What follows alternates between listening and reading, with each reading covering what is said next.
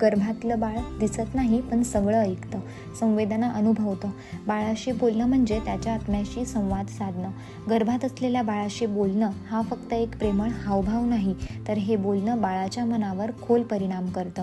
आईचा आवाज म्हणजे बाळासाठी पहिलं संगीत, पहिलं जग, ज्याचा बाळाच्या मेंदूवर आणि भावनांवर सकारात्मक प्रभाव पडतो.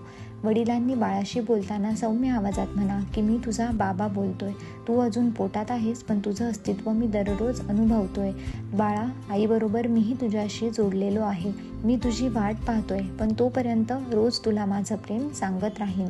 आजपासून रोज काही क्षण बाळासाठी राखा, त्याच्याशी बोला, गाणं गा, प्रेमाने हात फिरवा, कारण हे संवादच उद्या त्याच्या भावनिक मजबुतीचं बीज ठरतील.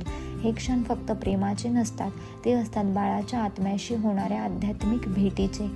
प्रेमाचा रोजचा स्पर्श बाळाच्या आयुष्याला आकार देईल आणि हे रोजचं बोलणं म्हणजेच बाळाच्या मेंदूला सकारात्मक संदेश देणं, त्याच्या भावविश्वात विश्वास आणि सुरक्षितता निर्माण करणं.